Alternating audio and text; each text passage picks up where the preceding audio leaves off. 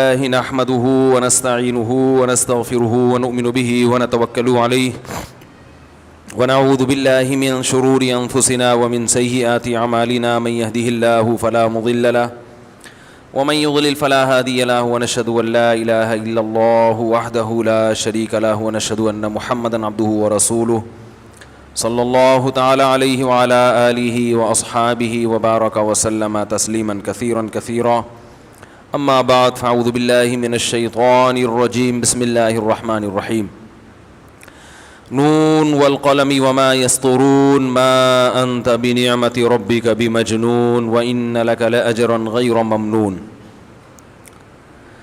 سورہ قلم پر ہم نے درس شروع کیا ہے، اللہ کرے امام مہدی کے آنے سے پہلے پہلے یہ سورت کمپلیٹ ہو جائے۔ نون یہ حروف مقطعات میں سے ہے، جس کی ڈیٹیل میں پچھلے درس میں بیان کر چکا ہوں کہ اس کے حقیقی معنی اللہ کے سوا کسی کو معلوم نہیں ہے۔ اس میں ایک چھوٹی سی بات رہ گئی کہ جو متشابہات ہیں قرآن مجید میں اللہ تعالیٰ نے سورہ آل عمران کے پہلے رکوع میں، اچھا مجھے لوگ جو تانے دیتے ہیں نا کہ حوالے نہیں دیتا، میں پوری آیت پڑھ لیتا ہوں، بعض دفعہ عربی میں پوری حدیث پڑھ لیتا ہوں، تو ایک آدمی پوری آیت پڑھ رہا ہے صحیح ہے نا، پوری حدیث پڑھ کے سنا دیتا ہے، تو اس سے حوالہ مانگنا کہ آیت نمبر بتاؤ، تو یہ اس کی کیا ضرورت ہے جب ایک آدمی پوری آیت پڑھ رہا ہے۔ بہت سے لوگ تو آیت پڑھ نہیں سکتے، حافظ نہیں ہوتے یا وہ تجوید میں ماہر نہیں ہوتے۔ تو سورہ آل عمران کے پہلے رکوع میں اللہ تعالیٰ کا ارشاد ہے هو الذی انزل علیک الکتاب منہ آیات محکمات ہن ام الکتاب واخر متشابہات، کہ اللہ وہ ذات ہے جس نے اپنے بندے پر کتاب نازل کی، منہ آیات محکمات، اس میں کچھ آیتیں محکم ہیں، محکم کہتے ہیں مضبوط، یہاں مضبوط سے مراد ہے جس کے معنی بالکل واضح ہیں، ان میں کوئی دو رائے نہیں ہو سکتی۔ ہن ام الکتاب، وہ کتاب کی اصل ہیں، ام کہتے ہیں عربی میں ماں کو، وہ کتاب کی کیا ہے اصل۔ وَأُخَرُ مُتَشَابِهَاتٌ، کچھ آیتیں ایسی ہیں جو متشابہ ہیں، یعنی اس میں انسان پر اشتباہ پیدا ہوتا ہے کہ اس کا مطلب کیا ہے۔ فَأَمَّا الَّذِينَ آمَنُوا فَأَمَّا الَّذِينَ فِي قُلُوبِهِمْ زَيْغٌ، فرمایا جن کے دلوں میں ٹیڑھا پن ہے، کجی ہے، سوچ ہی ٹیڑھی ہے، ہر وقت نیگیٹو سوچتے ہیں، علماء کی چیزوں سے جو ہے نا وہ کیڑے نکال کے ہر شخصیت کو بدنام کرنا، ہر ایک کی بات کا غلط مطلب لینا، تو جو تھنکنگ ہی جن کی نیگیٹو ہے تو وہ قرآن سے بھی نیگیٹیوٹی کو پھیلاتے ہیں۔ اس سے آپ اندازہ لگاؤ کہ اتنی مثبت کتاب، اس کو بھی غلط مقصد میں استعمال کیا جا سکتا ہے، سمجھ رہے ہیں؟ تو اس سے صاف پتہ چلتا ہے کہ آپ جس سے علم حاصل کر رہے ہو نا، اس بندے کا صحیح ہونا پہلے ضروری ہے کہ وہ مثبت سوچ رکھنے والا ہے یا منفی۔ لیبل سب اتفاق کا ہی لگائیں گے، مثبت کا ہی لگائیں گے، پازیٹیوٹی کا ہی لگائیں گے کہ ہم پازیٹیوٹی کو فروغ دے رہے ہیں، لیکن عمل نتیجہ کیا نکل رہا ہے؟ تو قرآن سے بھی غلط چیزیں غلط رخ پہ آپ لوگوں کو لے جا سکتے ہیں۔ تو اللہ فرماتے ہیں وہ قرآن کی غلطی نہیں ہے، وہ آپ کی سوچ کی غلطی ہے۔ تو اللہ فرماتے ہیں کہ فَأَمَّا الَّذِينَ فِي قُلُوبِهِمْ زَيْغٌ، کہ جن کے دلوں میں ٹیڑھا پن ہے، بندہ ہی ٹھیک نہیں ہے، فَيَتَّبِعُونَ مَا تَشَابَهَ مِنْهُ، وہ ان آیتوں کے پیچھے پڑتے ہیں جو متشابہ ہیں، جن کا مفہوم واضح نہیں ہے۔ جو ام الکتاب ہے نا، جو اصل ہے، اصل کا مطلب یہ ہے کہ متشابہ کو اس اصل پہ رکھا جائے گا، اس کی تشریح اس اصل کے مطابق کی جائے گی۔ دیکھیں ہر آدمی بعض دفعہ ایسا کلام کرتا ہے جس کا غلط مطلب نکالا جا سکتا ہے، تو ہم اس آدمی کی سیرت پیش کرتے ہیں، بھائی دیکھو یہ ہمیشہ یہ کہتا رہا ہے، تو اس کی اس بات کا مطلب وہ لیا جائے گا جو یہ ہمیشہ کہتا رہا ہے، سمجھ رہے ہیں؟ اب اس کی اس بات کو پکڑ کے نہ بیٹھو،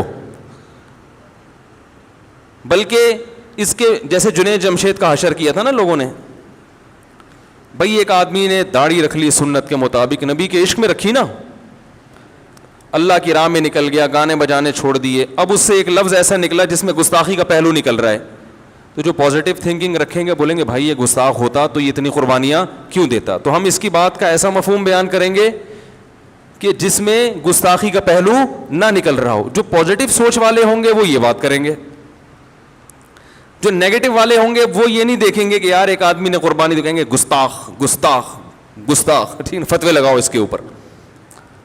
اور ایک آدمی ہے ہی گستاخ, اس کا کام ہی رسول اللہ صلی اللہ علیہ وسلم کے دین اور مذہب کو ختم کرنا. وہ جب گستاخی کرے گا وہی الفاظ کہے گا, اس کی ہم تعویل نہیں کریں گے, اس لیے کہ ہمیں ضرورت نہیں, ہم کہیں گے یہ تو بندہ ہی غلط ہے, اس کا تو کام ہی یہی ہے. بلکہ وہ اگر بعض دفعہ صحیح بات بھی کرے گا تو ہم کہیں گے یار کوئی سیاست لگ رہی ہے, ورنہ یہ ایسا آدمی ہے نہیں, دو نمبر ہی کر رہا ہے. ایک سے کسی نے پوچھا انٹرویو میں کہ تم صحابہ کو برا کہتے ہو, انہوں نے کہا نہیں نہیں ہم تو سب صحابہ کو مانتے ہیں, لیکن آہستہ سے بولا کہ ہمارے ہاں صحابہ کی ڈیفینیشن تھوڑی مختلف ہے, تو یہ کر کے آگے نکل لیے.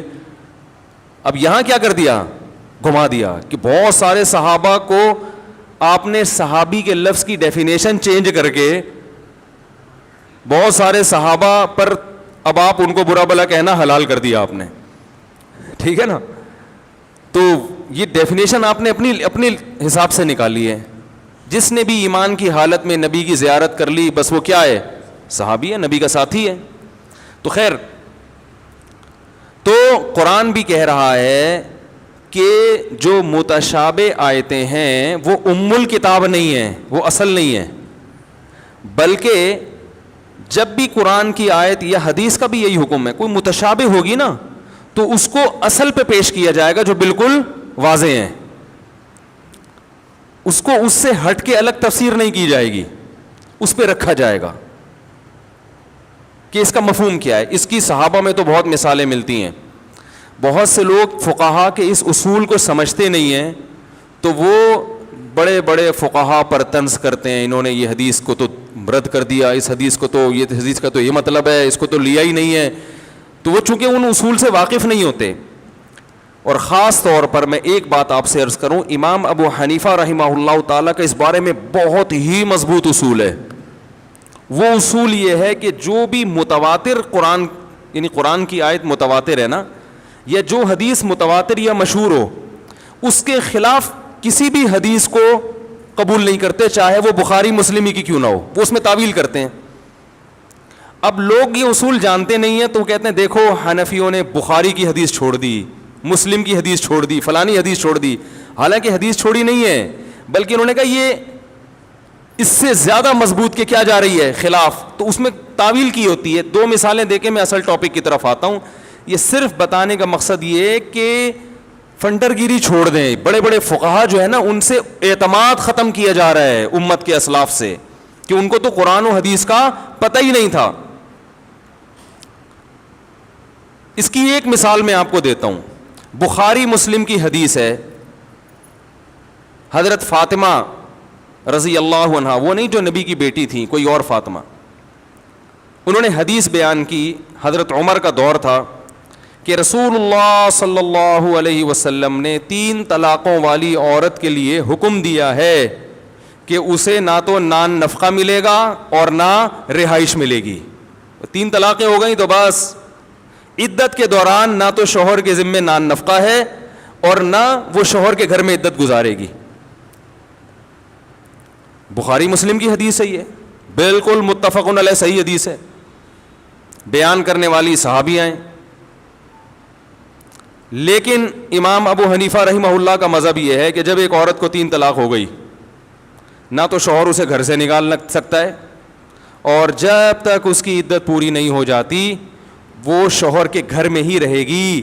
حتیٰ کہ شوہر اگر خراب آدمی ہے, خطرہ ہے کہ یہ غلط نیت سے نہ دیکھے, تو شوہر کو حکم دیا جائے گا کہ آپ گھر چھوڑ کے چلے جائیں. عورت اسی گھر میں عدت گزارے گی جب تک عدت پوری نہیں ہو جاتی. اب کوئی بھی اٹھ کے آپ کو بدگمان کر سکتا ہے فقہا سے, یار بخاری کی حدیث ہے, حدیث کا ریفرنس, حدیث کا حوالہ, حدیث نمبر, لوگ ان چیزوں سے متاثر ہوتے ہیں. پھر کلپ بازیاں چلتی ہیں، وہ اس کے خلاف، وہ اس کے خلاف. تو ایک علم کو جب تک پراپر طریقے سے نہ پڑھا جائے انسان کو اس میں بات کرنے کی اجازت نہیں ہے. حضرت عمر رضی اللہ تعالیٰ عنہ خلیفہ راشد تھے. انہوں نے قانون بنایا تھا کہ جو طلاق یافتہ عورت چاہے 3 طلاقیں کیوں نہیں ہیں، شوہر کے گھر میں عدت گزارے گی، نان نفقہ بھی ملے گا. یہ حدیث حضرت عمر کے سامنے پیش کی کسی نے. حضرت عمر نے ارشاد فرمایا لا ندعو کتاب اللہ و سنت نبینا بقول امرات لا ندری احفظت ام نسیت. ہم اللہ کی کتاب اور نبی کی سنت کو ایک عورت کے کہنے پہ نہیں چھوڑ سکتے. کیا مطلب؟ اس سے جو مضبوط دلیل ہے نا وہ کتاب اللہ ہے، اور جو تواتر سے نبی کی سنت ہم تک پہنچی ہے، حالانکہ وہ حضرت عمر تک پہنچی ہوگی کوئی، یعنی جو معمول رہا ہے نبی کے دور میں وہ تو ہر دفعہ یہی معمول رہا ہے کہ طلاق یافتہ عورت شوہر کے گھر میں عدت گزارتی ہے اور عدت کے دوران نان نفقہ اس کو ملتا ہے. تو اب ایک عورت ایک حدیث بیان کر رہی ہے، ہمیں نہیں پتہ یہ بھول گئی ہے یا اس نے الفاظ کو یاد بھی رکھا ہے. حضرت عمر نے ان کی نہیں قول مانا. اور وہ کتاب اللہ کیا ہے کہ کتاب اللہ میں قرآن مجید میں اللہ کا حکم ہے لا تخرجوہن من بیوتہن ولا یخرجن. طلاق یافتہ عورت کو اس کے گھر سے مت نکالو اور نہ وہ خود نکلے. الا ان یاتین بفاحشۃ مبینہ، جب تک کہ کھلی بے حیائی کا ارتکاب نہ کریں. وہ اس وقت تک شوہر کو اجازت نہیں ہے کہ طلاق دے کے عورت کو گھر سے نکالے. تو یہ قرآن کا حکم میں اگرچہ اس میں 3 طلاقوں کا لفظ نہیں ہے، لیکن یہ تو علل اطلاق ہر قسم کی طلاق یافتہ کے بارے میں. اس میں تو اللہ نے کوئی فرق نہیں کیا کہ 1 طلاق ہو، 2 طلاق ہو یا 3 طلاق، کوئی فرق نہیں کیا اللہ تعالیٰ نے. تو اس لیے ہم ایک عورت کے کہنے پر، حالانکہ صحابیاں ہیں، تو اب یہاں کوئی حضرت عمر پہ الزام لگائے کہ حدیث کے منکر ہیں تو وہ فتنہ پرست ہوگا کہ نہیں ہوگا؟ بھائی یہی کہا جائے گا کہ عمر سے زیادہ حدیث کو کون فالو کرنے والا ہے. بھائی وہ حدیث کو اس سے زیادہ قوی حدیث کی بیس پر یا اس سے زیادہ قوی دلیل کی بیس پہ چھوڑے، اور وہ قوی دلیل کیا ہے؟ قرآن مجید کی آیت. امت میں امی عائشہ رضی اللہ تعالی عنہ بہت بڑی فقیہہ ہیں.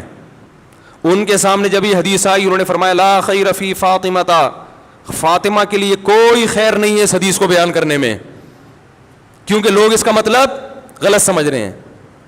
آپ اس بیس پہ حضرت عائشہ کے خلاف کلپ بنا سکتے ہیں کہ یار نبی کی حدیث بیان کرنے سے لوگوں کو روک رہی ہیں. وہ لوگوں کو اس سے نہیں روک رہی حدیث بھی، وہ کہہ رہے ہیں بھائی اس حدیث کا مفہوم وہ نہیں ہوگا جو یہ سمجھی ہیں، ان سے الفاظ کے نقل کرنے میں مسٹیک ہوئی ہوگی یا کچھ بھی ہے. تو علماء نے اس حدیث کے 2 مطلب بیان کیے ہیں کہ اصل میں یہ ہوا کہ حضرت قرآن نے کہا ہے نا کہ عورت فاحشہ مبینہ کا ارتکاب کرے، اور فاحشہ مبینہ میں بعض دفعہ زنا بھی داخل ہوتا ہے، بعض دفعہ بد اخلاقی، کہ مرد عورت کی بد اخلاقی سے اتنا تنگ آ چکا ہوتا ہے، اتنی چرب زبان ہوتی ہے وہ، کہ اس بد اخلاقی کے ان میں خطرہ یہ ہوتا ہے کہ یہ عدت میرے گھر میں بھی آرام سے اس دوران بہت کچھ کر جائے گی ہے، ٹھیک ہے نا، اس کی زبان سے بہت تکلیف ہو. تو بعض علماء نے کہا کہ حضرت جو فاطمہ جو نبی کی بیٹی نہیں دوسری فاطمہ، میں اس لیے کہہ رہا ہوں کہ ایک صاحب نے ایک بزرگ کے خلاف کلپ یعنی وہ نیٹ پر پروپیگنڈا کیا کہ انہوں نے حضرت فاطمہ کو چرب زبان کہا ہے. میں نے جب وہ سرچ کیا تو وہ ایک بزرگ انڈیا میں گزرے ہیں ان عالم نے لکھا کہ فقہاء نے کہا کہ حضرت فاطمہ چرب زبان تھیں، تو اس سے مراد کیا لیا؟ نبی صلی اللہ علیہ وسلم کی بیٹی. کیونکہ میں نے یہ مسئلہ پڑھا ہوا ہے کتابوں میں، تو میں نے کہا بھائی یہ وہ والی فاطمہ نہیں ہے. تو نیٹ پہ بہت گند ہو رہا ہے، علماء پہ کیچڑ اچھالے جا رہے ہیں. میں تو بار بار چیلنج کرتا ہوں میں تو بس سامنے بٹھاؤ، ٹھیک ہے نا، سامنے بیٹھ کے بات کریں گے تو دودھ کا دودھ. لوگ سامنے بیٹھنے کے لیے تیار ہی نہیں ہوتے، اور پھر وہ کرتے رہتے ہیں کہ دلائل میں آپ کے طاقت نہیں ہے، آپ کے دلائل ایسے ہی ہے، آپ مسلک پرست ہیں، تو پھینکتے رہو پھر بیٹھ گئے، کچھ کا کچھ بناتے رہو بیٹھ گئے. تو حضرت عائشہ رضی اللہ تعالیٰ عنہ نے فرمایا، یہ سب صحیح حدیث بخاری مسلم کی روایتیں جو میں آپ کے سامنے پیش کر رہا ہوں. حضرت فاطمہ نے فرمایا، حضرت عائشہ نے فرمایا فاطمہ کے لیے اس حدیث کو بیان کرنے میں خیر نہیں ہے. اب اگر ہم اس حدیث کے مختلف الفاظ لیتے ہیں تو بعض الفاظ میں ہمیں یہ ملتا ہے کہ آپ صلی اللہ علیہ وسلم نے حضرت فاطمہ سے فرمایا کہ اے فاطمہ تم اپنے شوہر کے گھر عدت نہیں گزارو. اچھا بعض لوگوں نے یہ بھی کہا کہ ان کے جوان دیور تھے، ایک ہی گھر میں تھے، تو بے پردگی کا بہت خطرہ تھا، اس عذر سے نبی صلی اللہ علیہ وسلم نے حکم دیا کہ الگ. تو اس حدیث میں امام ابو حنیفہ یا ان کے فالوورز نے تعویل کیا کی ہے کہ بھئی یہ حدیث حضرت فاطمہ کی خصوصیت ہے, یہ قانون نہیں ہے. نبی نے حضرت فاطمہ کو فرمایا تھا کہ تمہارے لیے ہے, انہوں نے اس کو ایک قانون سمجھ کے قانون کے طور پر بیان کر دیا. اب اس حدیث میں ہمیں مختلف الفاظ ملتے ہیں. ایک بعض راوی یوں بیان کرتے ہیں کہ نبی نے حضرت فاطمہ سے فرمایا کہ تم اپنے شوہر کے گھر عدت بھی نہیں گزارو گی, نان نفقہ بھی نہیں ہے. اور بعض روایتوں میں آتا ہے, وہ بھی صحیح سند سے ہیں, کہ نبی نے 3 طلاقوں والی عورت کے لیے فرمایا کہ نہ اس کو نان نفقہ ملے گا, نہ رہائش ملے گی. اب حدیث میں راوی بعض دفعہ الفاظ نبی کے ہوتے ہیں, مفہوم نبی کا ہوتا ہے, مگر راوی کے الفاظ اپنے ہوتے ہیں. یہ بہت ہوا ہے, بخاری مسلم کی حدیثوں میں بھی ہوا ہے.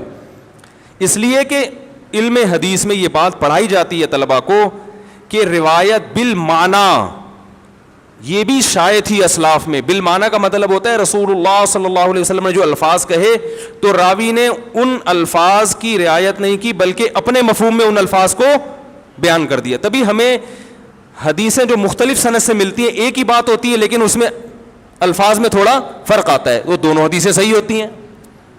سمجھ میں آ رہی ہے بات؟ جبکہ قرآن کی ورڈنگ میں الفاظ بھی اللہ کے ہیں اور معنی تو ہے ہی, اس لیے وہ بہت مضبوط ہے, اس میں تو لفظ بھی دائیں بائیں نہیں ہوا. تو حدیث مضبوط ہے مگر قرآن سے زیادہ مضبوط نہیں ہے. اس لیے جو امام و حنیفہ خاص طور پر اس معاملے میں بہت حساس ہیں, کہتے ہیں قرآن کی جو نص ہوگی اس کے مقابلے میں خبر واحد چاہے وہ کتنی ہی مضبوط حدیث کیوں نہ ہو, جب تک کہ تواتر تک نہ پہنچ جائے یا حد شہرت تک نہ پہنچ جائے, اس وقت تک اس حدیث کے ظاہری معنی کو جو قرآن کے ظاہر کے خلاف ہوں گے قبول نہیں کیا جائے گا. تو حدیث رد کرنا مقصد نہیں ہے بلکہ قرآن کے ظاہر کو فالو کرنا, کیونکہ حدیث میں روایت بالمعنی ہے, روایت بالمعنی بھی ہوئی ہے کہ میننگ اپنے اس میں بیان کر دی. تو اب وہ اس حدیث کی تعویل یہ کرتے ہیں کہ بھئی یہ حضرت فاطمہ کی خصوصیت تھی, لیکن بعد میں راویوں نے اس کو ایک لا کے طور پر بیان کر دیا کہ 3 طلاقوں والی عورت کے لیے نبی نے یہ حکم دیا, تو لوگ یہ سمجھے کہ یہ قانون ہے کہ جس کو بھی 3 طلاقیں ہوں گی اس کے لیے یہ حکم ہے. اب امام احمد ابن حنبل چونکہ حدیث کے ظاہر کو لیتے ہیں, ان کا یہ اصول ہے, تو امام احمد بن حنبل نے اس حدیث کے ظاہر کو لیا. اس لیے آج بھی سعودی عرب کے علماء یہی فتویٰ دیتے ہیں کہ 3 طلاقوں کے بعد نہ رہائش ہے اور نہ نان نفقہ ہے. بر صغیر کے علماء کہتے ہیں نہیں, رہائش بھی ملے گی اور نان نفقہ بھی. لوگ کہتے ہیں بھائی سعودی عرب کے علماء وہ عرب ہیں, وہ دین کے زیادہ قریب ہیں, ٹھیک ہے نا, وہ تو مکہ اور مدینہ میں رہتے ہیں, یہ انڈیا پاکستان کے مولویوں کو کیا آتا ہے. تو بات یہ ہے کہ انڈیا پاکستان کے مولوی فالو کس کو کر رہے ہیں؟ وہ ایک ایسے فقیہ کو فالو کر رہے ہیں جس کی فقاہت سب کے ہاں مسلم ہے, ایسے فقیہ کو فالو کر رہے ہیں, اور وہ قدیم ہے ان سب سے, وہ تابعین میں سے ہیں. امام ابو حنیفہ کی ملاقات ہوئی امام مالک سے. پہلے امام مالک امام ابو حنیفہ سے بہت بدگمان تھے, اس لیے بدگمان تھے کہ وہ کیونکہ ان کا مسلک بسا اوقات حدیث کے ظاہر کے خلاف جا رہا ہوتا ہے, حدیث کے ظاہر کے ظاہری الفاظ کے, تو اکثر لوگ بدگمان ہو جاتے تھے کہ یہ تو حدیث کو نہیں مانتے. جب امام ابو حنیفہ کی امام مالک سے ملاقات ہوئی, امام مالک نے فرمایا اللہ نے اس شخص کو ایسی صلاحیت دی ہے کہ اگر یہ پتھر کے بارے میں ثابت کرنا چاہے نا کہ یہ سونا ہے تو یہ دلائل سے ثابت کر سکتا ہے. یہ ان کی یعنی اتنی ذہانت اللہ نے اس شخص کو دی ہے. تو اس پوری تقریر کا مقصد یہ ہے کہ آپ بدگمان نہ ہوں کلپ دیکھ دیکھ کے مختلف لوگوں کے. ہر ایک کی اپنی دلیل ہوتی ہے, ہر ایک کے اپنے اصول ہوتے ہیں. امام احمد بن حنبل اور امام شافعی کا مسلک یہ ہے کہ وہ حدیث کے ظاہر کو لیتے ہیں. تبھی ہمارے جو اہل حدیث حضرات ہیں ان کی زیادہ تر چیزیں شافعیوں سے اور حنبلیوں سے میچ کرتی ہیں, سمجھ رہے ہیں نا. عرب علماء سے زیادہ بہت سی چیزوں میں, یہ ظاہری چیزوں میں ان کے قریب ہوتے ہیں. تو اس سے لوگ ٹھیک ہے, وہ بھی ٹھیک مذہب ہے, ہم اس کے بھی مخالف نہیں ہیں. بعض لوگوں کا یہ اصول ہے بھائی حدیث کے ظاہر کو لے لو, لیکن بہت سے فقہا کا اس کے اپوزٹ ہے. وہ کہتے ہیں نا نا نا, سب سے پہلے کیا ہے؟ کتاب اللہ ہے. اب جیسے ایک اور اس پہ میں آپ کو وہ ایک دلیل ایک پیش کرتا ہوں. جمہور فقہا کا مسلک یہ ہے کہ جو مرد یا عورت زنا کر لے تو اسے 100 کوڑے بھی لگائے جائیں گے اور جلا وطن بھی کیا جائے گا. اور اس بارے میں صحیح حدیث ہے, البکر بالبکری جلد 100 وتغریب عام. آپ صلی اللہ علیہ وسلم نے فرمایا جب کنوارا کنواری لڑکی سے زنا کرے گا تو 100 کوڑے لگیں گے اور ملک بدر کیا جائے گا اس کو. بالکل متفقن علیہ صحیح حدیث ہے.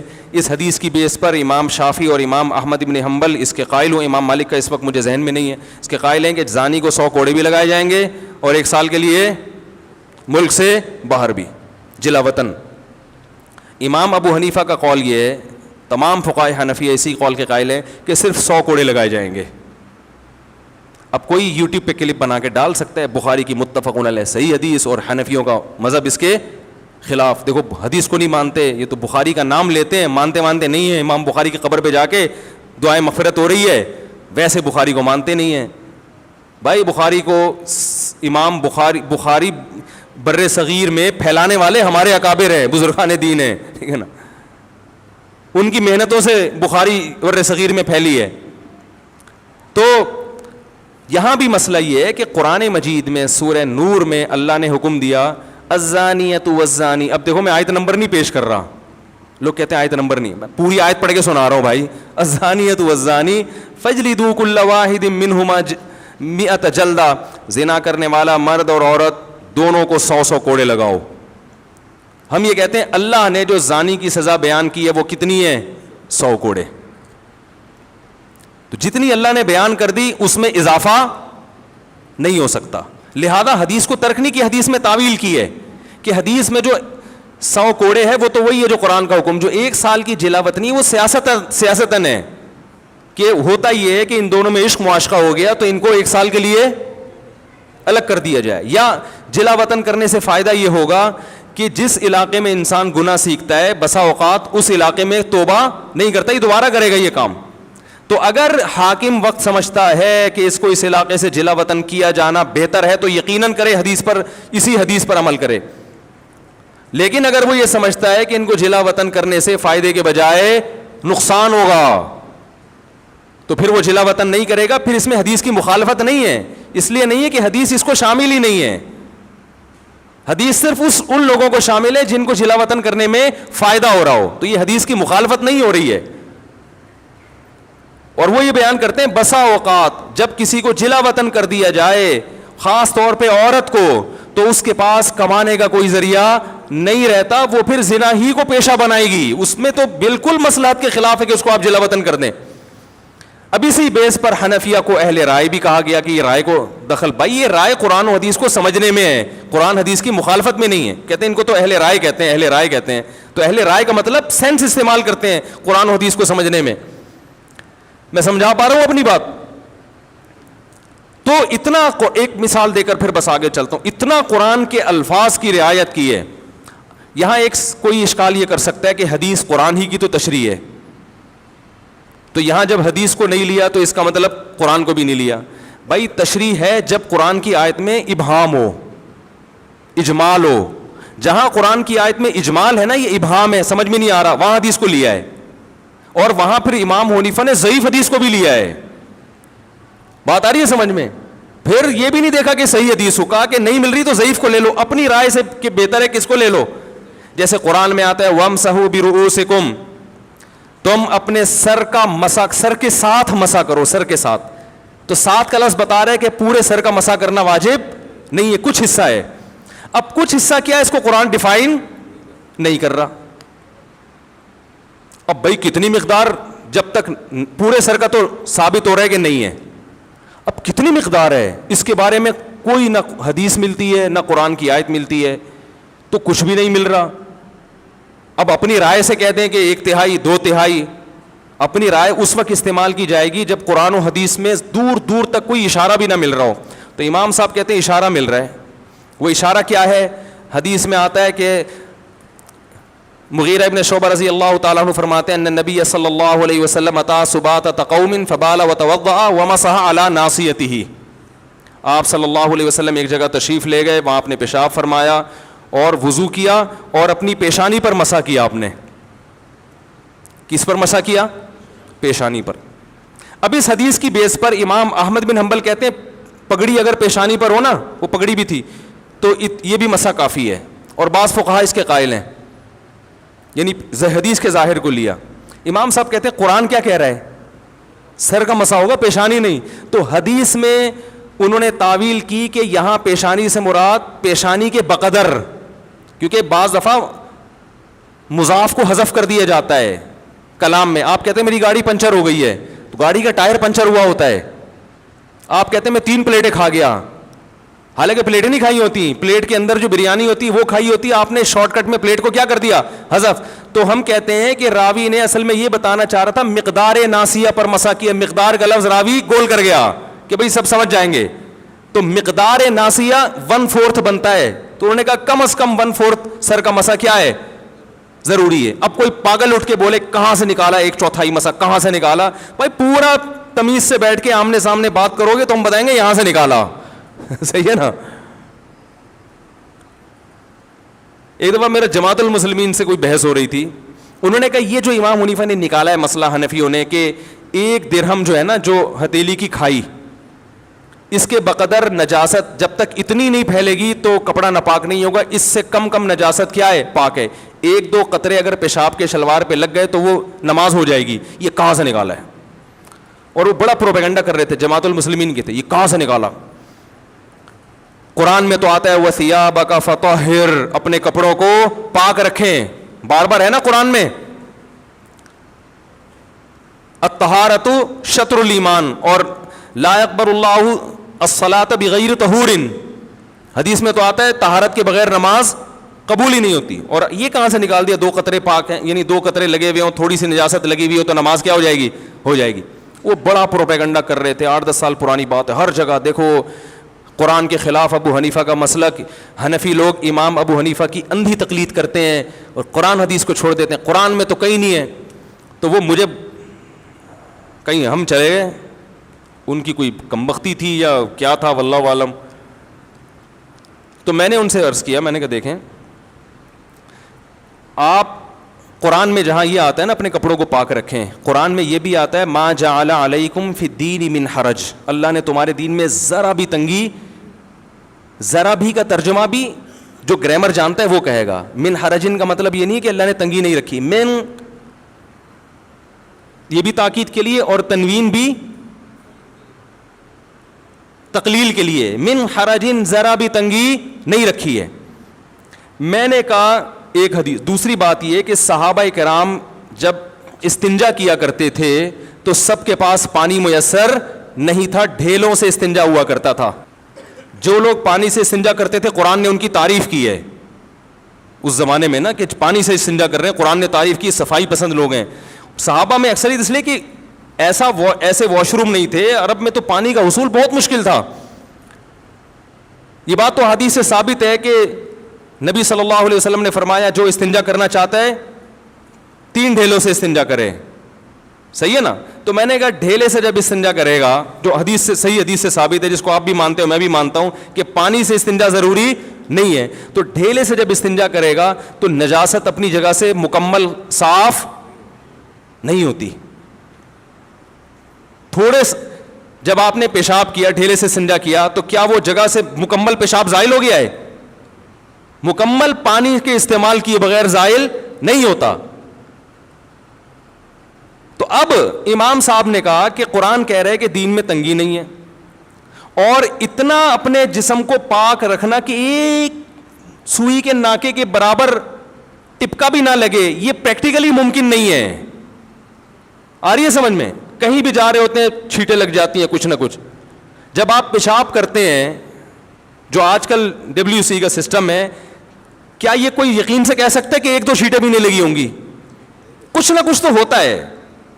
تو میں نے کہا اب وہ کچھ مقدار تو بہرحال مستثنی کرنی پڑے گی جو خاطر میں نہیں ہے. تو اب وہ مقدار میں نے کہا اپنے قیاس سے کرتے, ادھر ادھر سے ایویں ہی کر لیتے, تو وہ پھر اعتراض کا حق تھا. میں نے کہا, انہوں نے کہا کہ بھائی جب انسان قضاء حاجت کرتا ہے تو اتنی فقہا کا اس پر اجماع ہے پوری امت کا کہ اگر جو جگہ جہاں سے قضاء حاجت کی اس نے اس سے زیادہ اگر نجاست پھیل جائے نا اس جگہ سے ہٹ کے, تو پانی سے دھونا واجب ہے, اس سے کم میں واجب نہیں ہے. تو انہوں نے اندازہ لگایا اچھا اتنا حصہ قابل معافی ہے. اب وہ بجائے اس کے کہ اس گندی جگہ کا نام لے کے کتابوں میں لکھیں, تو نام مہذب استعمال کیا, بھائی درہم کے بقدر, یہ ہتھیلی کی گہرائی کے بقدر. اور اس کو آج ہم اپنی زبان میں کہتے ہیں 5 روپے کے سکے کے برابر جو ہے نجاست لگی ہو تو وہ کیا ہے. اب کوئی 5 روپے کا سکہ تو بخاری میں کہیں نہیں ہے, تو یہ پاگل ہونے کی علامت ہے آپ کے. آپ مدرسے میں بیٹھ کے پراپر علم حاصل کرو تو آپ کو 5 کے سکے بھی نظر آئیں گے اور 10 کے نوٹ بھی نظر آئیں گے انشاءاللہ. آئی بات سمجھے؟ تو انہوں نے یہاں سے نکالا ہے کہ شریعت نے صرف ڈھیلے سے استنجا کافی سمجھا, حالانکہ وہ جگہ پاک نہیں ہوتی. پتہ چلا اتنی نجاست شریعت میں قابل معافی ہے.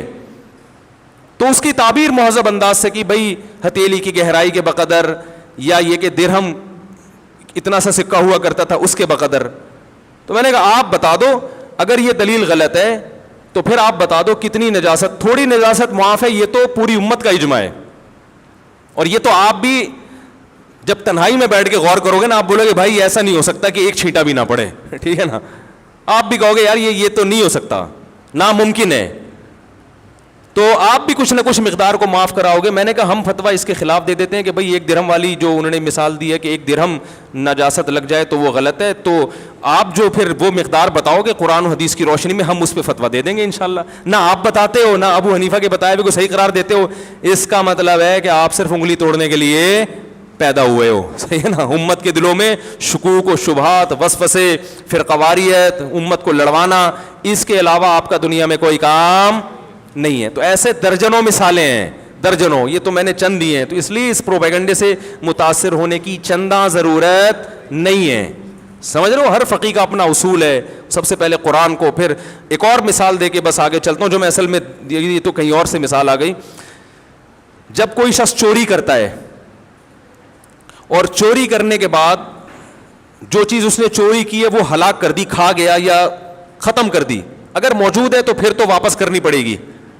لیکن اگر وہ ہلاک کر دی, اس نے چوری کر کے ختم ہو گئی, وہ آپ نے چور کے خلاف کیس کیا عدالت میں کہ اس نے چوری کی, عدالت نے فیصلہ کیا اس کا ہاتھ کاٹا جائے. عدالت یہ بھی فیصلہ کرے گی بھائی مالک کی چیز بھی واپس کرو, وہ کہے گا وہ تو اب میرے پاس ہے نہیں, اور دلائل سے ثابت کر دے نہیں ہے, تو اس پر اس کا ضمان نہیں ہے, اس پر ضمان نہیں ہے, بس ہاتھ کٹے گا, بس وہ چیز گئی, بس ہاتھ کٹے گا کافی ہے.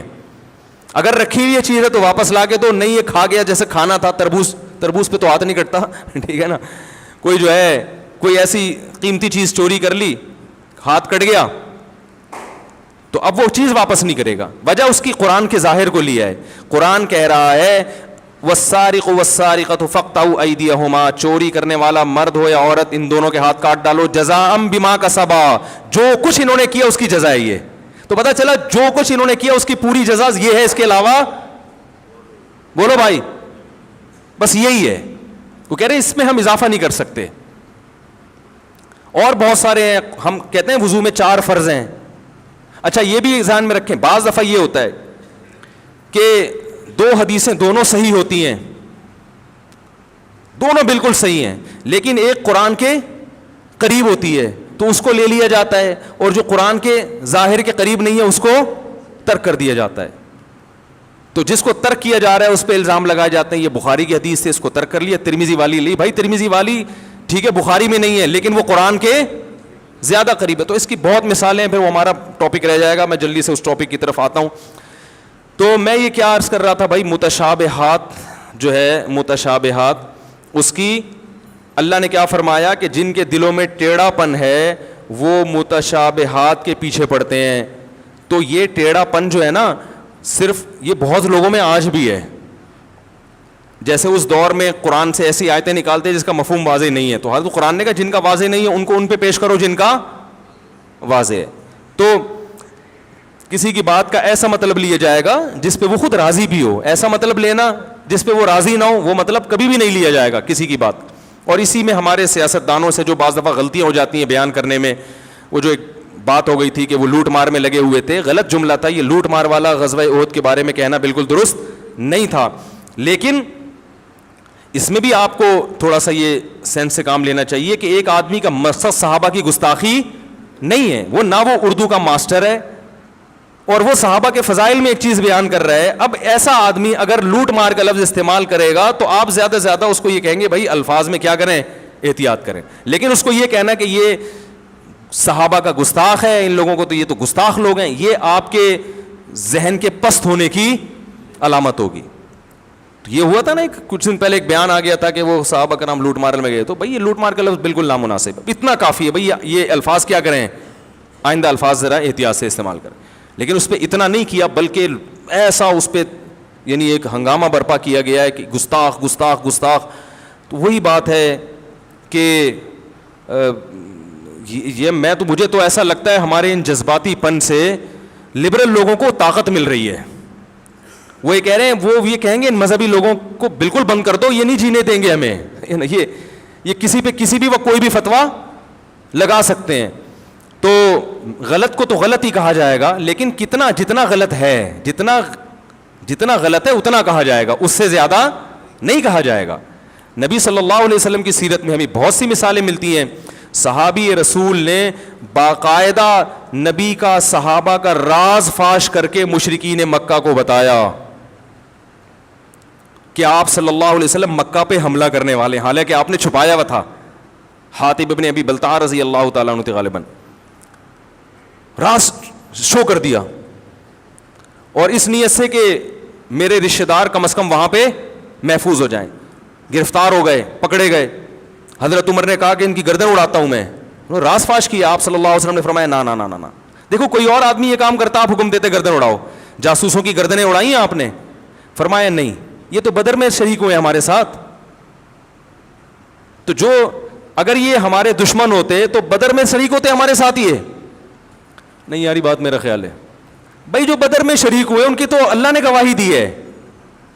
تو پھر آپ نے پوچھا کہ حاطب تم نے ایسا کیوں کیا؟ انہوں نے فرمایا یا رسول اللہ مجھے یقین تھا کہ اللہ فتح عطا فرمائے گا آپ کو, میری مخبری سے کچھ نہیں ہوگا, لیکن میرے کمزور رشتہ دار ہیں, میں چاہ رہا تھا یہ خبر میں لیک آؤٹ کروں گا تو مشرکین مکہ کم از کم میرے رشتہ داروں کا تھوڑا خیال کر لیں گے. آپ نے چھوڑ دیا ان کو.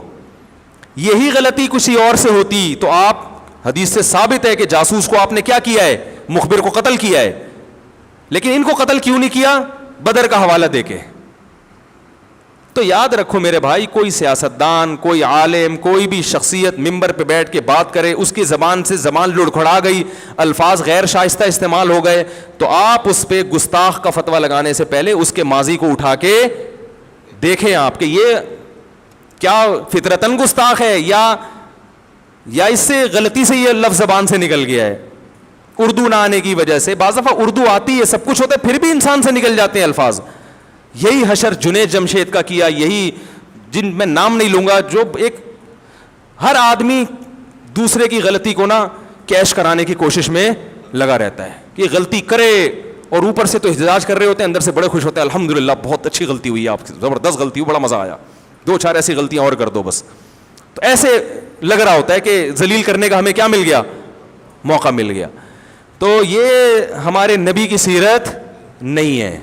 سمجھ رہے ہیں کیا بات تھی یار, کہاں سے کہاں بات چلی جاتی ہے.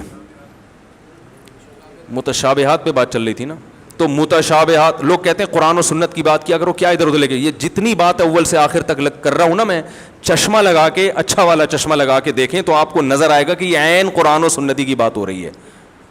سمجھ رہے ہو, عین قرآن و سنت ہی کی بات ہو رہی ہے. قرآن و سنت کو جب تک موجودہ زمانے کی مثالوں پر منطبق نہیں کیا جائے گا نا تو عمل کی توفیق نہیں ملتی.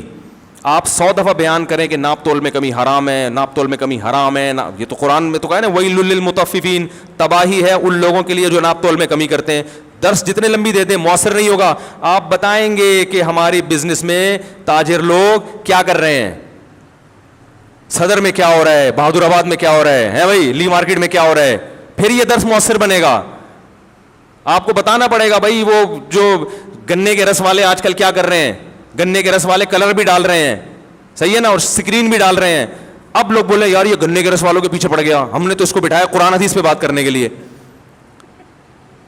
تو بھائی جان جو گنے کے رس میں سکرین کی مخالفت کر رہا ہے وہ قرآن حدیث ہی کی بات کر رہا ہے.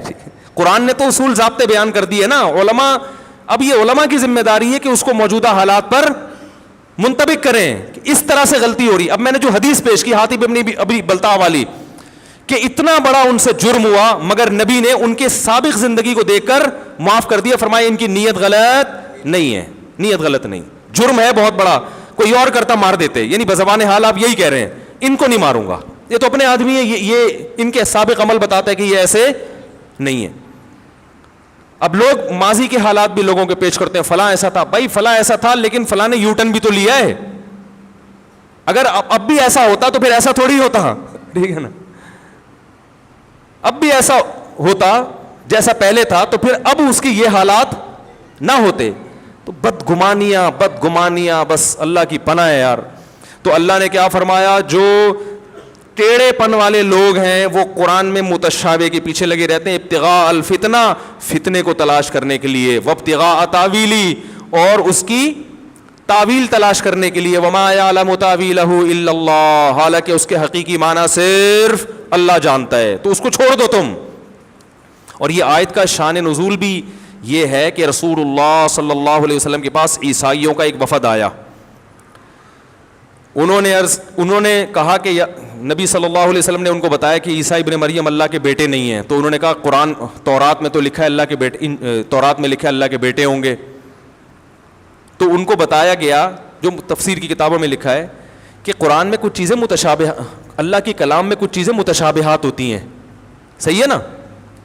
تو ان کو اصل ام الکتاب پہ پیش کیا جائے گا. تورات جگہ جگہ یہ کہہ رہی ہے کہ اللہ جیسا کوئی بھی نہیں ہے, نہ اس نے کسی کو جنا نہ وہ کسی سے جنا گیا. لیس کمثلہ شیء, جو قرآن کہہ رہا ہے عقائد میں تو تورات بھی یہی کہہ رہی تھی, اس جیسا کوئی بھی نہیں ہے. تو اب اگر اللہ نے بالفرض کسی کو بیٹا کہہ دیا تو یہ مجازن کہا ہے, حقیقتاً نہیں کہا. مجازن تو اپنے سے بڑے کو بھی بیٹا کہہ دیا جاتا ہے. آپ 20 سال کے ہیں, 40 سال کے, آپ نے کہا بیٹا تو ذرا انسان کا بچہ بن کے چل. تو یہاں اس میں حقیقی بیٹے ہونے کا کوئی شائبہ موجود نہیں ہے. بالفرض اگر اللہ نے تورات میں کہیں عیسیٰ ابن مریم کو بیٹا کہا ہے تو صرف محبوب کے معنی میں کہ محبوب ہیں, اس کے علاوہ کوئی اور معنی اس کا نہیں ہے. کیونکہ تورات کے اس آیت یہ متشابہ ہے, اس کو آپ پیش کرو گے کس پر, محکم پر. محکم آیتیں تورات کی کہہ رہی ہیں کہ اللہ نہ کسی کو جنا نہ وہ کسی سے جنا گیا اور اس جیسا کوئی بھی نہیں ہے. تو تم ان کو چھوڑ کر اس آیت کے در پہ ہو گئے ہو. تو یہ فتنہ پرستی کی علامت ہے. بہت مشکل نہیں ہے سمجھانا, الحمدللہ بہت آسان ہے سمجھانا. ایک تو تقیہ کلام ایسا غلط قسم کا بن گیا ہے, بہت آسان ہے سمجھانا آپ لوگوں کو, الحمدللہ سب کی سمجھ میں آ گیا.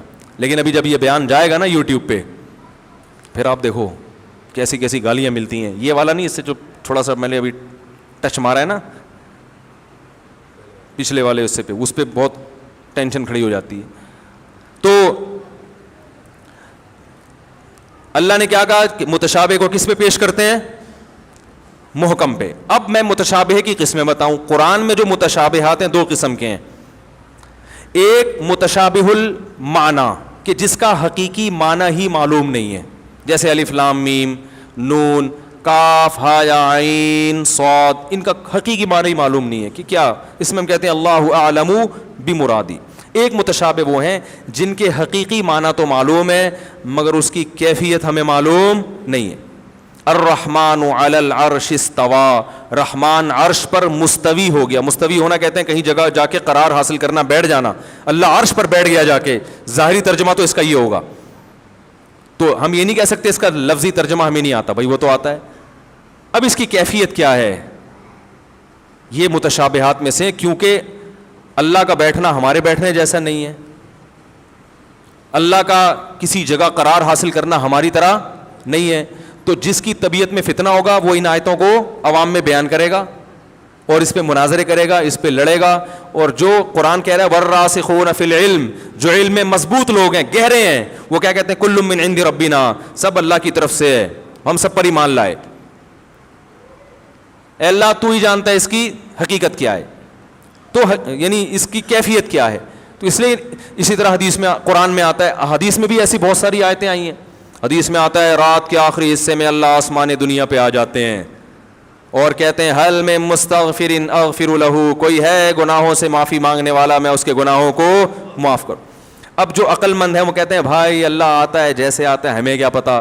وہ اس موقع سے فائدہ اٹھاتا ہے, کہتا ہے اس کا جو روح ہے نا اس حدیث کی, وہ یہ کہ رات کے آخری حصے میں دعائیں زیادہ قبول ہوتی ہیں. وہ رات کے آخری حصے میں اٹھے گا, گڑ گڑائے گا, اللہ سے کاروبار مانگے گا, رزق مانگے گا. اور جو فتنہ پرست ہے وہ کہے گا اللہ جب یہاں آتا ہے رات کے آخری حصے میں تو امریکہ میں تو دن ہو رہا ہوتا ہے, تو وہاں اللہ وہیں اوپر ہی ہوتا ہے, پاکستان میں نیچے آ جاتا ہے. یہ تو عجیب سی بات ہو گئی, تو ساڑھی عقل نہیں آ رہی. پھر وہ اسے کتابیں لکھے گا, اس کا یہ مطلب ہے, اس کا یہ مطلب ہے, اپنی بھی صلاحیتیں برباد کرے گا, قوم کی بھی مل جائے گا آپ کو یوٹیوب پہ, آپ دیکھو اس پہ مناظرے مل جائیں گے آپ کو. بھائی اللہ ہی جانے یار, ہمیں تو ہمیں اب اللہ ہماری طرح کا تھوڑی ہے. کہ ہم اس کو کہیں یوں کر کے آ رہا ہے تو یوں کر کے آ رہا ہے. بھائی اللہ آتا ہے بس, جو ہمیں نہیں پتا کیسے آتا ہے بس. قرآن حدیث میں آتا ہے, قرآن میں تو اللہ کے ہاتھ کا بھی تذکرہ ہے کہ اللہ کا ہاتھ, اور حدیث میں آتا ہے کہ اللہ کے دونوں ہاتھ دانے ہیں. اب یہ اور عجیب, پہلے تو اللہ کے ہاتھ کا مطلب کہ بھائی اللہ تو ہاتھ پاؤں کا محتاج تھوڑی ہو, پھر دونوں دائیں کیسے؟ رائٹ اور لیفٹ جو ہے نا, یہ تو ایک دوسرے کی نسبت کہا جاتا ہے. یہ چیز لیفٹ ہے اس کی نسبت, اور یہ رائٹ ہے اس کی نسبت. اگر میں یہاں لے آؤں یہ, تو یہ لیفٹ بن گئی اس کی نسبت. لیفٹ رائٹ بذات خود تو کچھ نہیں ہوتا نا, لیفٹ کا مطلب ہوتا ہے اس کی نسبت لیفٹ میں ہے. تو دونوں ہاتھ رائٹ عقلی طور پر تو پاسبل ہے ہی نہیں. جب ایک ہاتھ ہے تو اس کے مقابلے میں دوسرا یقیناً لیفٹ ہی ہوگا, لیکن حدیث میں آتا ہے دونوں کیا ہیں؟ رائٹ. کیونکہ لیفٹ جو ہے نا, لیفٹ کا لفظ ایک نحوست کی علامت سمجھا جاتا ہے. تو اللہ کے ہاتھ میں تو برکت ہی ہے بھائی. تو اس لیے ہم کہیں گے بھائی جیسے ہے, ایک روایت میں یہ بھی آتا ہے کہ اللہ روٹی پکائیں گے اپنے بندوں کے لیے قیامت کے دن, ٹھیک ہے نا. اب جو سینس لیس لوگ ہیں وہ تو پاگلوں کی طرح پاگل ہوتے رہیں گے. جن کو اللہ نے شعور دیا وہ کہیں گے بھائی نبی بیان کر رہے ہیں, ہم سن رہے ہیں, بس اللہ محبت کا اظہار کریں گے جس طرح سے کریں گے, اللہ کی مرضی. اللہ نے قرآن میں کہا کہ اے شیطان تو نے اس آدم کو فرشتہ نہیں, اس آدم کو سجدہ کیوں نہیں کیا, لما خلقت بیدی, جس کو میں نے اپنے دونوں ہاتھوں سے بنایا ہے. اب اللہ جانتا ہے بھائی یہ دونوں ہاتھ سے بنانا محبت سے بھی کنایا ہوتا ہے نا, کہ محبت سے, تو بس اللہ نے دونوں ہاتھ سے بنایا, پتہ نہیں کیسے بنایا بھائی, ہاتھ ہی سمجھ میں نہیں آ رہے ہمیں تو دونوں کہاں سے, اور پھر دونوں سے بنانا کہاں سے آئے گا. بس ہم سمجھ گئے کہ کہنا کیا چاہ رہے ہیں, اللہ تعالیٰ بتانا کیا چاہ رہے ہیں. بھائی بڑے پروٹوکول سے بنایا ہم, اور تو اس کو سجدہ نہیں کر رہا. میں تجھے کہتا گدھے کو سجدہ کر, شیر کو سجدہ کر, الو کو سجدہ کر, تو نہیں کرتا, سمجھ میں آتا ہے. یہ تو بڑی تجھے پتا ہے بڑا اہتمام کیا, اس کے بنانے سے پہلے میں نے فرشتوں کو اطلاع دی ہے کہ ایک مخلوق لا رہا ہوں دنیا میں. تو عقل مند لوگ ان چیزوں میں نہیں پڑھتے. اللہ عرش پر ہے جیسے کہ اس کی شان ہے, ہمیں نہیں پتا. اور الیہ یصعد الکلم الطیب, پاکیزہ کلمات اللہ کی طرف آسمان پہ جاتے ہیں. کیسے جاتے ہیں؟ اب لوگ کہتے ہیں اس پہ جہت لازم آ رہی. بھائی تمہارے لیے لازم آ رہی ہے, مجھے لوگ, میں جس کا بیان دیتا ہوں بہت نیگیٹو کمنٹس آتے ہیں. ایک صاحب نے مجھے بہت کہا کہ آپ نے کہا اللہ عرش پر, اس کا مطلب اللہ کا مکان لازم آ رہا ہے, جب مکان لازم آ رہا ہے تو جہت لازم آ رہی ہے, اس کی سمت میں تو اللہ کا گویا جسم ہے, اس کا مطلب وہ سمت میں تو جسم ہی ہوتا ہے. اور میں نے کہا بھائی باولا ہو جائے گا تھوڑے دنوں میں, باولا ہو جائے گا اور مجھے بھی باولا کر دے گا. میں نے کہا حدیث میں آتا ہے ایک باندی رسول اللہ صلی اللہ علیہ وسلم کے پاس آئی, آپ صلی اللہ علیہ وسلم نے اس سے پوچھا این اللہ, اللہ کہاں ہے؟ اس نے انگلی اٹھا کے آسمان کی طرف اشارہ کیا, فی السماء, آسمان میں. آپ نے فرمایا اعتقھا فانھا مومنہ, اس کو آزاد کر دو یہ مومن ہے. تو میں نے کہا جو اس حدیث کا مطلب تھا میرا مطلب بھی وہی ہے. اب جا بیٹھ کے آپ کتابیں لکھو, اس پہ کچھ بھی لکھو. نبی نے اس عورت کو نہیں فرمایا کہ تمہارا یہ تو جہت لازم آ رہی, تو مکان لازم آ رہا ہے, تو فلانا لازم آ رہا ہے, ڈمکانا لازم آ رہا ہے. آپ بیٹھ کے اس کی تعویلیں کرتے رہو, مجھے کوئی اعتراض نہیں ہے. میں نے کہا میں اسی کو لے رہا ہوں بھائی, ظاہری الفاظ تو یہی ہیں. اوپر کہنے میں جیسے ان باندی نے کہہ دیا کہ اللہ اوپر ہے, تو ہم بھی کیا کہیں گے بھائی اللہ آسمان پہ. اب کوئی ہم سے پوچھے یہ تو جہت لازم آ رہی ہے, بھائی تم ہمیں نہیں پتا کیا لازم آ رہا ہے, یہ متشابہات میں سے, ٹھیک ہے نا. ہمیں جس طرح اللہ نے بتا دیا ہم اس پر ایمان لائیں گے. کوئی اعتراض کرے گا ہم بولیں گے بھائی یہ اعتراض جب ہوتا کہ جب اللہ کو ہم اپنے اوپر قیاس کریں. میں کو ستار بھائی اوپر ہیں, پھر آپ کو وہ تو یہ بیٹھے ہوئے ہیں, اوپر کہاں سے ہو گئے؟ میں کہوں بھائی باقی ستار بھائی تو دو جگہ تو ایک ٹائم پہ ہو نہیں سکتے, کیا خیال ہے؟ تو اللہ اللہ ہے بھائی, لیس کمثلہ شیء, اس کی حقیقت ہماری عقل سے بالا تر ہے. تو وہ آسمان دنیا پر بھی آتا ہے, وہ عرش پہ بھی ہوتا ہے اسی وقت پہ, ہمیں نہیں پتا کیسے ہوتا ہے. اور بعض علماء نے کہہ دیا اللہ کی رحمت آتی ہے آسمانوں پہ, تو اس کو اللہ نے آنے سے تعبیر کیا. وہ بھی بہت سے علماء کا مذہب ہے کہ اس میں تعویل کی جائے گی, لیکن ایسی تعویل جو قرآن و حدیث سے میچ کر رہی ہو. ہم اس مذہب کو بھی درست مانتے ہیں, لیکن ہم کہتے ہیں کہ تعویل کی ضرورت نہیں ہے, کہ جب ایک لفظ ظاہر ہے تو اس کو ظاہر پر ہی چھوڑ دیا جائے, ٹھیک ہے نا. تو متشابہ کے دو ہو گئے, ایک متشابہ المعنی کہ جس کے مطلب ہی معلوم نہیں ہے, اور ایک متشابہ الکیف, حقیقی مطلب تو معلوم ہے, کیفیت معلوم نہیں ہے. ہاتھ ہے, حدیث میں آتا ہے اللہ اپنی پنڈلی کو ظاہر کریں گے, لوگ سردے میں گر جائیں گے. اور حدیث میں آتا ہے والسماوات مطویات بیمینی والارض جمیعا قبضۃ, قیامت میں ایک مٹھی میں زمین ہوگی اور سارے آسمان اللہ کے دائیں ہاتھ میں لپٹے ہوئے ہوں گے, ٹھیک ہے نا. تو بس جو اللہ کا مطلب ہے. باقی قرآن کی جو آیتیں الحم سے لے کے والناس تک, اس میں قرآن کہہ رہا ہے لیس کمثلہ شیء, اللہ جیسا کوئی بھی نہیں ہے, تم اس کی ادراک نہیں کر سکتے. اس کو ہم صفات سے پہچانتے ہیں, صفات اللہ نے جگہ جگہ بیان کی, لا الہ الا ہو, کوئی عبادت کے لائق نہیں اس کے سوا. الحی زندہ ہے, القیوم ہر چیز کو تھامنے والا ہے. لا تأخذہ سنۃ اسے نہ کبھی اونگ آتی ہے, ولا نوم نہ کبھی نیند آتی ہے.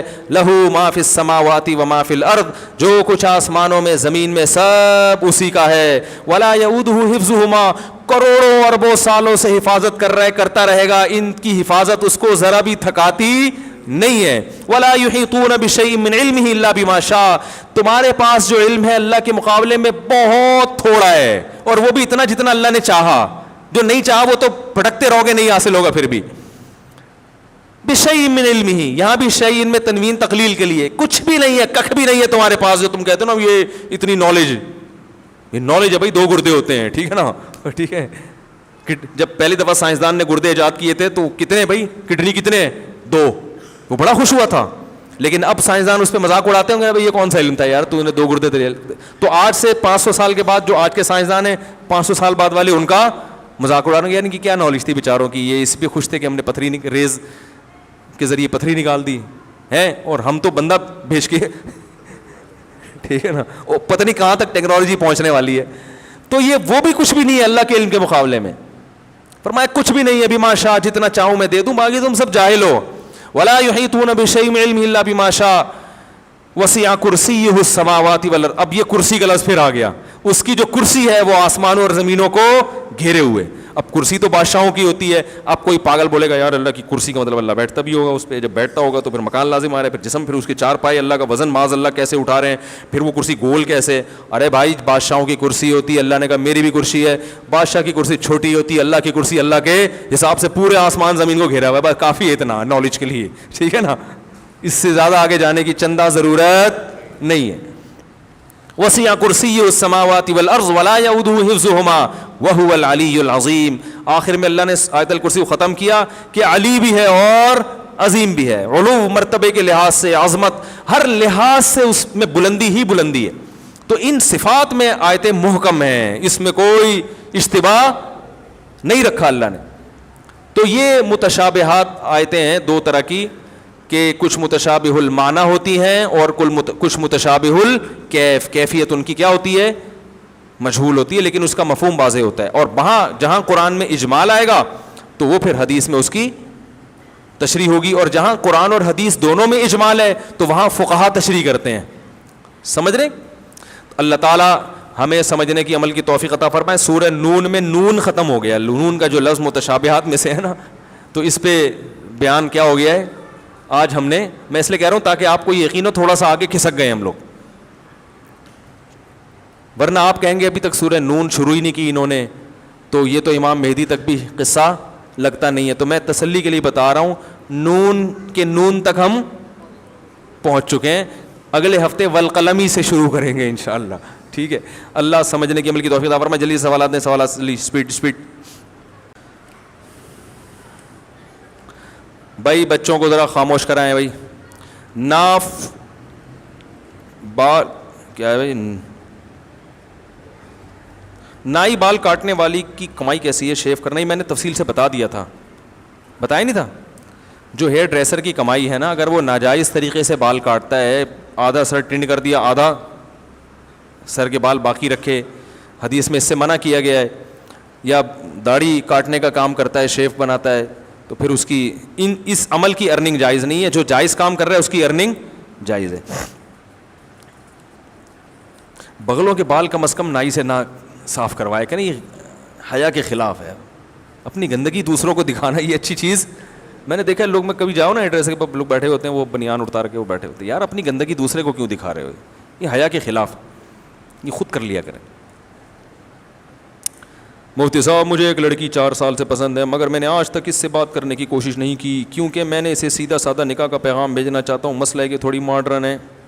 اب میرا پورا 1.5 گھنٹے کے بیان میں سے یہ والا کلپ یوٹیوبرز نکالیں گے اور ملینز تک اس کے ویورز پہنچ جائیں گے, اور میرا امیج دنیا کے سامنے جائے گا کہ یار یہ ہر دوسرے دن کی یہی بات ہو رہی ہوتی ہے.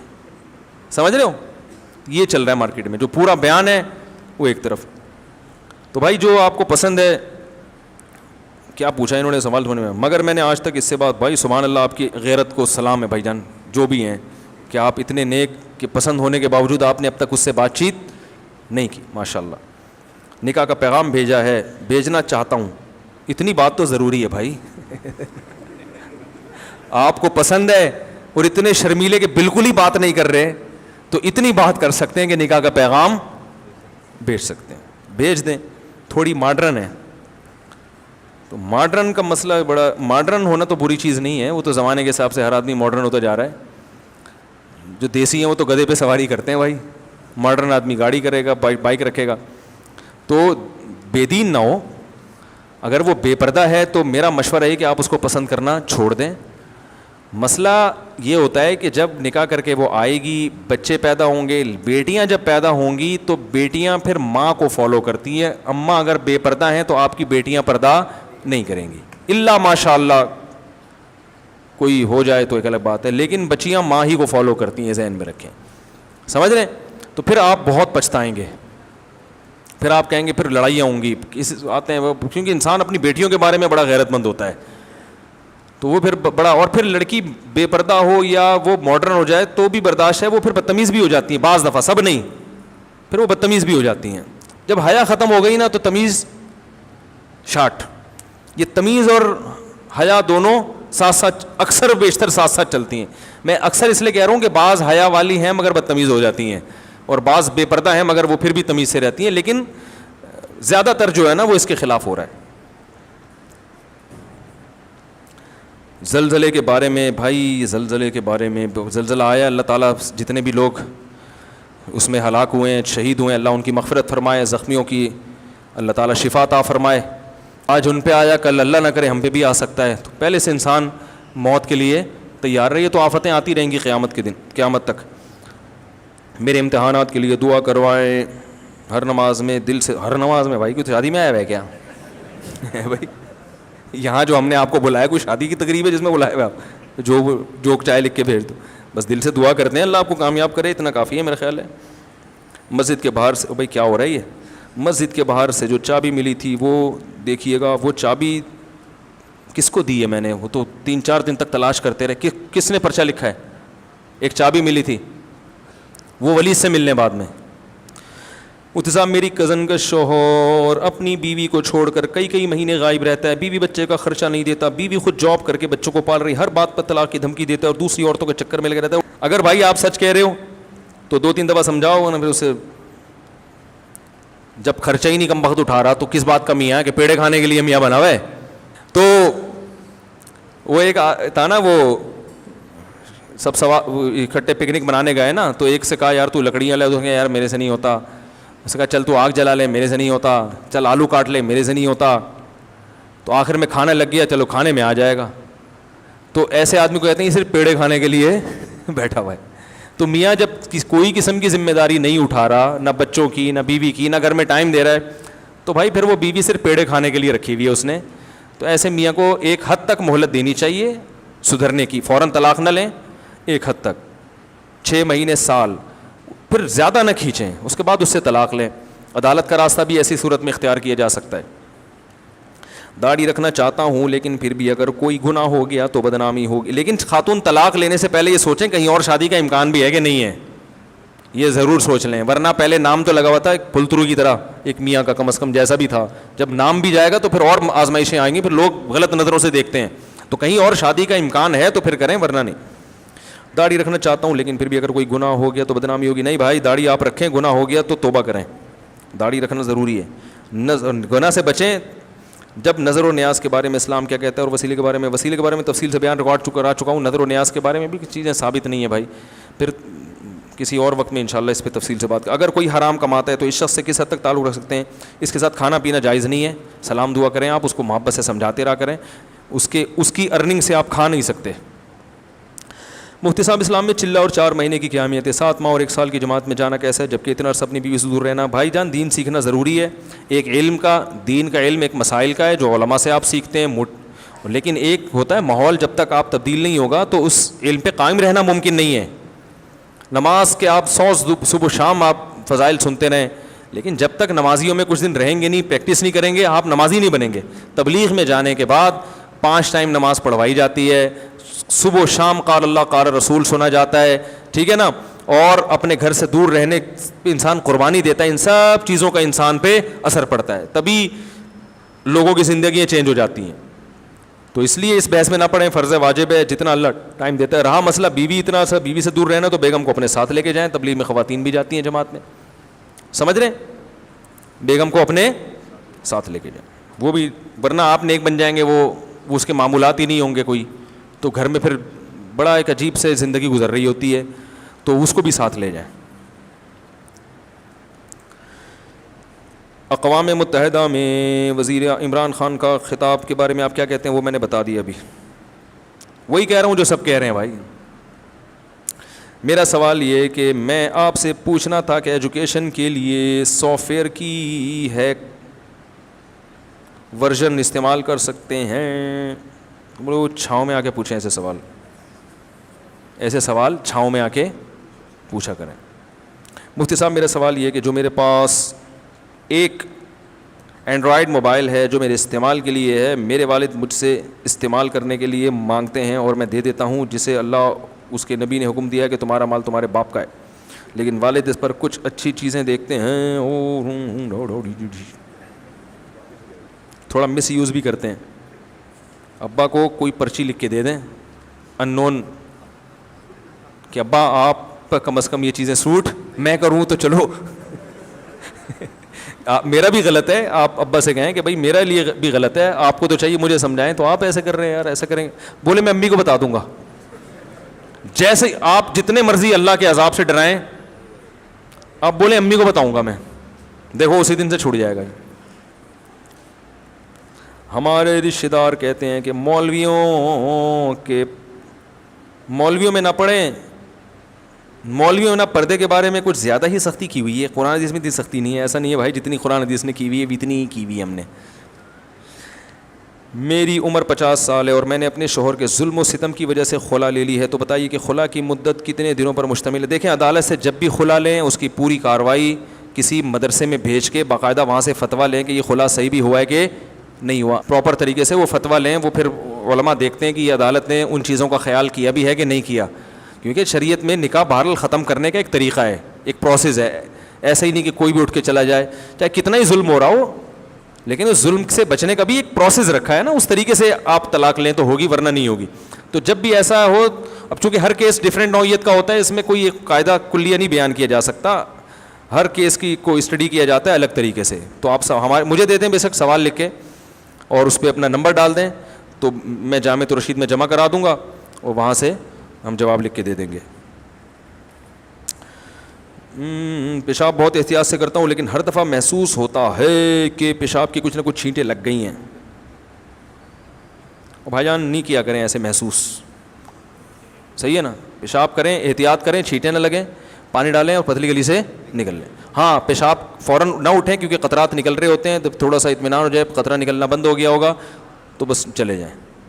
یہ ایسی چیزیں اس میں اگر آپ پڑ گئے تو پھر قیامت آ جائے گی, آپ کو کبھی بھی سکون حاصل نہیں ہوگا اور ایسا پاگل ہو جائیں گے آپ. اور پھر یہ والا وہم کے علاوہ ایک اور نیا بھی شروع ہو جائے گا. پھر ایک صاحب نے کہا کہ میں وہ شلوار جب اپنی ناپاک دھوتا ہوں تو میرا ہاتھ گیلا دروازے پہ لگتا ہے, تو پھر وہ دروازہ ناپاک ہو گیا, پھر جس لوگ بھی اس دروازے پکڑ رہے ہیں ان کے سب کے ہاتھ ناپاک ہو گئے, پھر وہ انہی ہاتھوں سے کپ پکڑتے ہیں تو کپ ناپاک ہو گیا, اور پھر جب کپ ناپاک ہو گیا تو پھر پلیٹیں اور چمچے بھی ناپاک ہو گئے, پھر بیگم انہی ہاتھوں سے پلیٹ دھوتی ہے تو وہ جب دھوتی ہے تو وہ اس میں لگ کے وہ ناپاک ہو گئے. میں نے کہا بھائی جان اگر لوگوں کو پتہ چل گیا, میں بھی نفسیاتی ہو گیا کیونکہ ایسی باتیں سننے سے بھی آدمی پاگل ہوتا ہے, تو میں نے کہا ایسی باتیں سن کے مجھے عجیب سا کچھ ہو رہا ہے, اور اگر مجھے کچھ ہو گیا اور میں ڈاکٹر کے پاس چلا گیا اور لوگوں کو پتہ چل گیا مفتی صاحب نفسیاتی ڈاکٹر کے پاس, میں نے کہا میرا بیان ہو جائے گا, میں بولیں گے تو خود بیچارہ کس کے پاس جا رہا ہے تو ہمیں کہاں سے.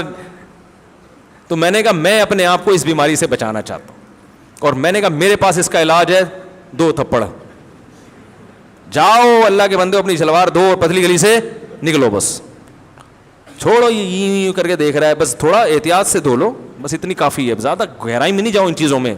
شریعت نے منع کی ہے. حضرت زین العابدین جو حضرت حسین رضی اللہ عنہ کے بیٹے تھے, وہ احتیاط کرتے تھے پیشاب کرتے ہوئے کہ کسی بوتل میں پیشاب کرتے تھے شیشے کے برتن میں تاکہ چھینٹیں نہ پڑیں تقوی کی وجہ سے. خود ہی پھر کچھ دنوں میں انہوں نے یہ عمل چھوڑ دیا. انہوں نے کہا جو مجھ سے بہتر تھے محمد صلی اللہ علیہ وسلم, انہوں نے یہ احتیاط نہیں کیا تو میں کیوں کروں یہ. بس چھینٹوں سے احتیاط جتنی ہو سکے بچنے کی کوشش کریں.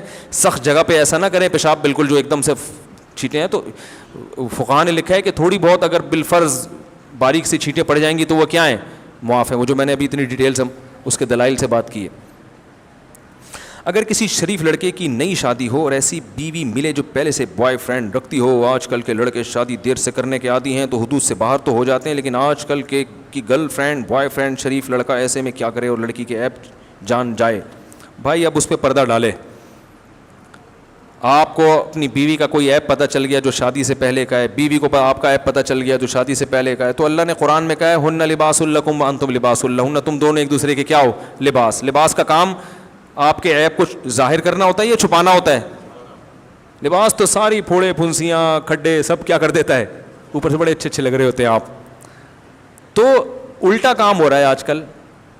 ایک دوسرے کی عزت کا جنازہ سب سے زیادہ کون نکالتا ہے؟ میاں بیوی. اچھے بھلے آدمی ذلیل ہو جاتا ہے, اچھی بھلی عورت ذلیل ہو جاتی ہے. تو جن کو اللہ نے لباس کہا ہے کہ تم تو ایک دوسرے کے رازدار ہو, وہی اس بے لباسی کا ذریعہ بن رہے ہیں. تو یہ بہت غلط ہے. بعض خواتین یہ کرتی ہیں, اللہ معاف فرمائے تو کہتے ہوئے بھی ڈر لگتا ہے, آج کل یہ نوجوانوں میں فحش فلمیں دیکھنے کا بہت رواج ہو گیا ہے. تو وہ بیویاں پکڑ لیتی ہیں یہ حرکتیں, ان کو پتہ چل جاتا ہے. تو پھر وہ سب کو بتا رہی ہوتی خاندان میں, میرا میاں یہ کرتا ہے, میرا میاں یہ کرتا ہے. مجھے بھی فون کر کے بعض عورتیں بتاتی ہیں کیا کروں میں تو پریشان ہو گئی, میرا میاں ایسا گندا. تو میں کہتا ہوں آپ کے میاں نے بہت گندا کام کیا, لیکن آپ اس سے بھی زیادہ گندا کام کر رہی ہو کہ اس کی برائی کو ساری دنیا کے سامنے, اور اس میں آپ کی اپنی بدنامی, آپ کی اولاد کی بدنامی. ذرا سی کسی کو دشمنی ہوگی نا, وہ آپ کے بچوں کو تانا دے دے گا کہ تمہارا باپ ایسا تھا, اور آپ کی بدنامی. عورت کی عزت تو اس کے شوہر سے ہے. تو میں صاف, کبھی ایسی کوئی فون آئے نا میں صاف منع کر دیتا ہوں, مجھے نام نہیں بتانا, نام نہیں بتانا. بس اپنا بھی نام نہ بتاؤ, اس کا بھی. میں نہیں چاہتا بھائی میں پہنچوں, ہم کیوں کسی کے راز پر مطلع ہوں. تو ایسی خواتین کو چاہیے کہ جب مسئلہ پوچھیں یوں پوچھیں, کسی خاتون نے ہم سے یہ کہا ہے کہ ان کے شوہر ایسا کر رہے ہیں تو ان خاتون کو آپ کا کیا مشورہ ہے, اس طرح سے پوچھا کریں.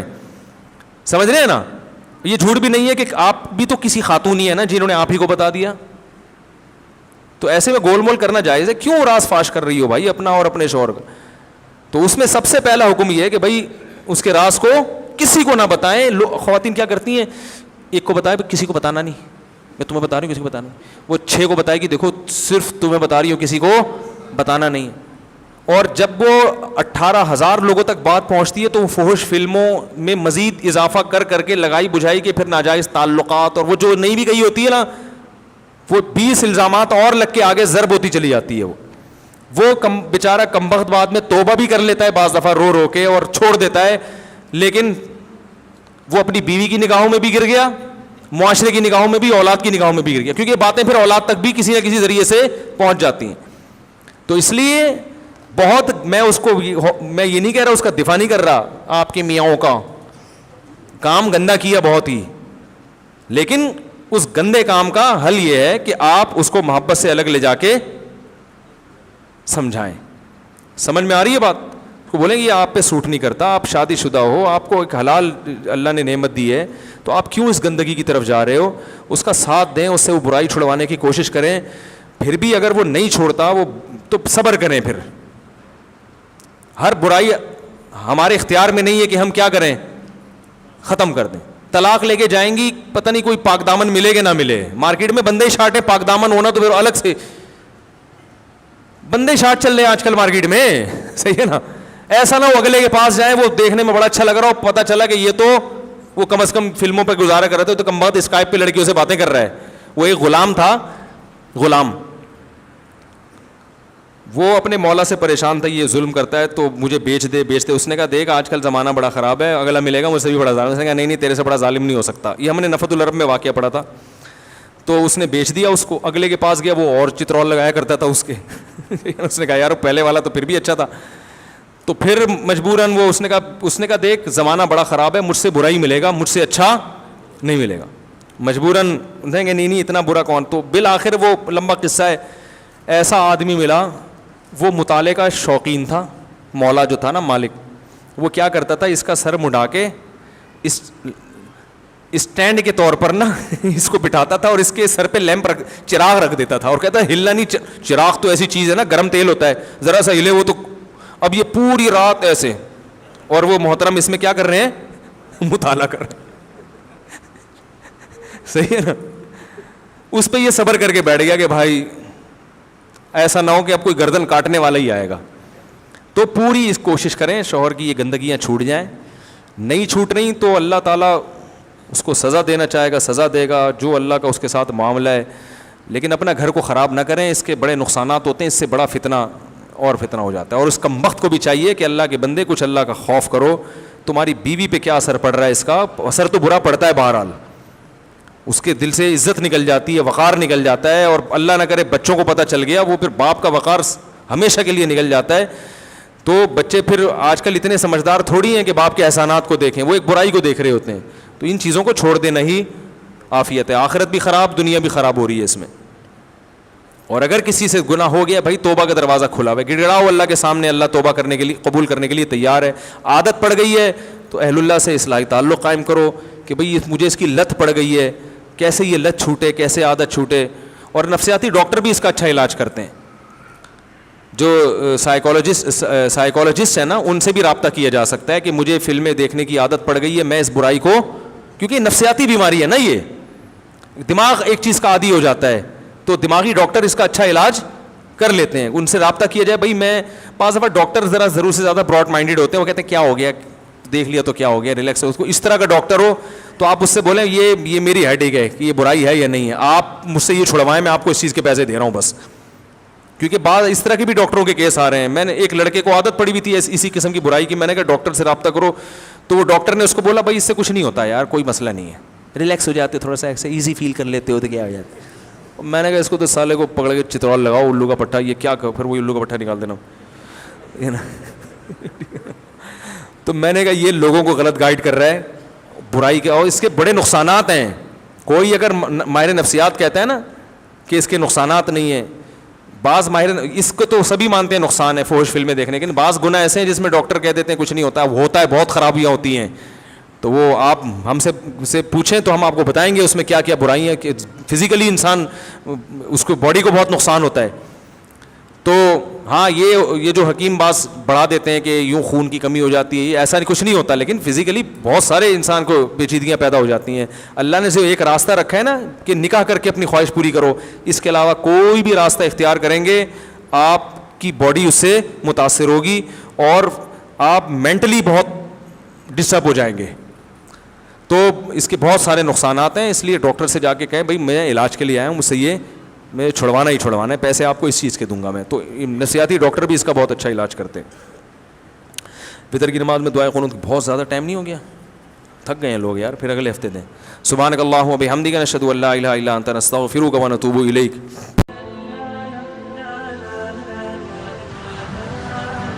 Thanks for watching. Don't forget to like, comment, share and subscribe to Mufti Tariq Masood Speeches channel.